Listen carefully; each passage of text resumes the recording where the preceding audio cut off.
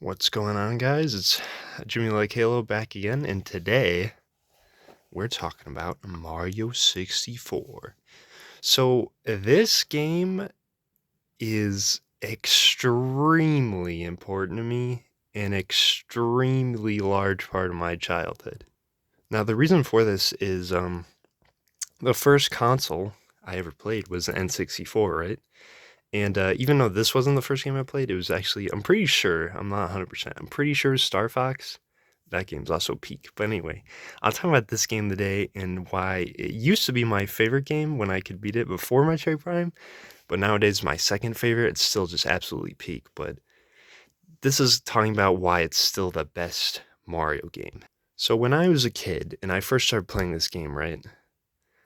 I get into it in Bomb Battlefield when Peach's Castle, man. The music that plays when Lakitu brings the camera out, man, and Mario jumps out of that pipe, it is so exciting as a 4-year-old. And you just see Mario for the first time with Charles Martinet, the first time voicing him fully in a 3D Mario game, besides Mario Paint, I think was the game before. Or no, Mario Teaches Typing, I think it was. Anyway, we're getting off topic.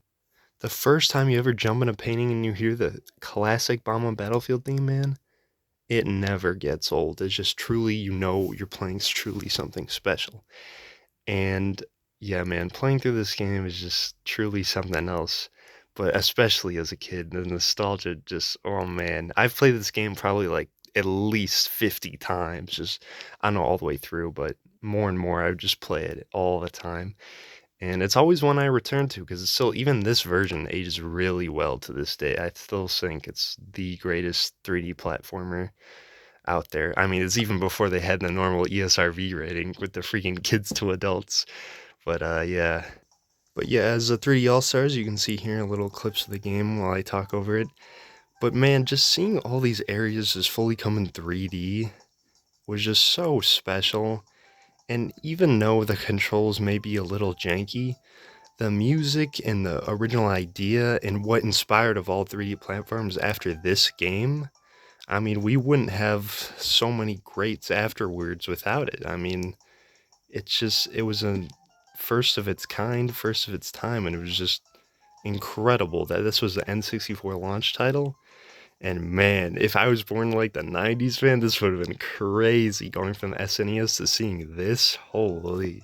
But just even though the boss fights in this game are just simple and the Bowser fights are awesome, the levels, the red coins, getting 100 coins in some levels is kind of a nightmare, but you know, all in all, I just love this game to its core, and I'm so glad that I experienced as a kid and it just helped me through a lot of tough times being this nice a little escape from life. So I love it for that.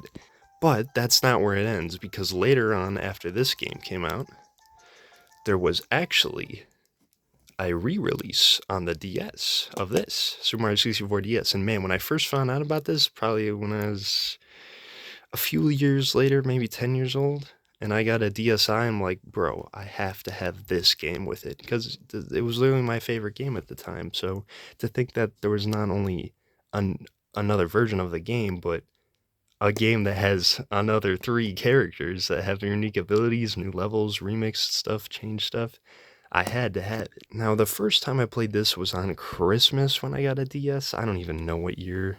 It might not have been until like 2013 or something. But man, playing this through the first time, it was almost like playing through this the first time, man. The magic was captured all over again. Because essentially the DS is like a portable N64 and the 3DS is like a GameCube Wii. The Game Boy Advance is like a portable NES. They kind of go with the era before. So it was really cool to see this portably for the first time. And originally, I think Mario 64 is going to have a sequel, or is it going to be Mario 64 multiplayer they were developing the DS and turned into this? So it was really cool how they made this, and I love how I own this because I like playing through, because when I replay the game, I don't just play it on here, but I also play it the DS version because it's almost like a new game. It's like half and half. It's kind of weird, but I like playing through both back to back, honestly, because they're different enough to justify doing so and having both. And it was one thing being able to experience not only this game again in this format, but once again on the Nintendo Switch. So this was released in, I think it was 2020 September for the 30th maybe it was 35 anniversary. Yeah, it was the 35th because I had Super Mario 35, and I was so excited just to have another version of the OG, and then to have these two games as well. Man, to be able to play this version in HD and portably anywhere, I mean, that's just peak on its own. But no, seriously though, this game is, I mean, look at these little screenshots. It's so perfect. It's so perfect to have this again. It was amazing. I mean, my childhood is fully complete when you re-release a modern version of it. More people got to play this because the last time they re-released this version was on the Wii U, and who the frick had a Wii U besides me? So thankfully, well, actually no, they re-released it on the Wii and then the Wii U. So more people probably did play it, but the WiiWare was always kind of weird. So this was a nice, good way to play it. And then it's also on Nintendo Switch Online, plus expansion pack with the N64. They have Mario on there. But yeah, for some dumb reason, this was limited time. I'm like, bro, if you want people to play these games, why the frick would you make it limited time, man? Like, these versions of the game are pretty solid overall, especially the Sunshine one. Well, minus the cutscenes being kind of weirdly blurry, but to be able to use the GameCube controller natively with the trigger, I forgot how you say it. It was like pressure sensitive trigger, I think. The way you push down while running and then push all the way down to stay and shoot. It's really great. Yeah, so even though the limit time was dumb, no matter how many times, this is just like Metroid Prime, no matter how many times they re-release this game, I always gotta have it, bro. It's just, it's so important to me. I love it. I love playing it over and over, no matter what it's on, but I just love it to death. So talking about this game and evolution of how it turned from this to this to this, it's just great. I kind of wish, I understand why this isn't in here. It'd be kind of weird. I wish this was in here. I also wish Galaxy 2 was in here.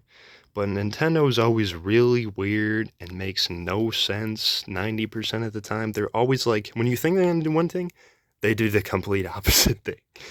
Sometimes it just makes too much sense to do that thing, and they're not going to do it. Yeah, so overall, I like this port. I wish it was still made. I don't know why they don't. Even though this port's kind of like controversial and weird, like run button, it's not a big video. It plays actually pretty well in the 3DS. Circle pad definitely helps because using the D-pad on that is weird. That's meant for 2D and it's a fully 3D game. Playing on the Switch, for me, is weird. I don't know how other people feel because I'm so used to the N64 controller being weird as frick, so I think it's the way the joystick is because this one is much more responsive. I think the N64 has more like latency on it, and the way these buttons feel, it's like weird to long jump because they're like kind of flip. B is jump instead of A because it's over here instead of here. So I don't know. At the end of the day, it's still a really good version of Mario 64. My friend, I let him borrow it and play through this, and he loved it too. So yeah, that's about all for this video. I'm probably gonna have, I don't know if my next video is gonna be about, it might be about Mario Sunshine because I'm playing through this again as well. It might be about Sonic Adventure 1 and 2. I'm not sure if I'll split those up as a video. I probably will. But stay tuned for more because I got a lot more little game reviews coming. Let me know what you think of Mario 64 or DS or 3D All-Stars or whatever the frick you want to talk about that's related to this. Definitely happy to look at your comments and read, and thank you for watching.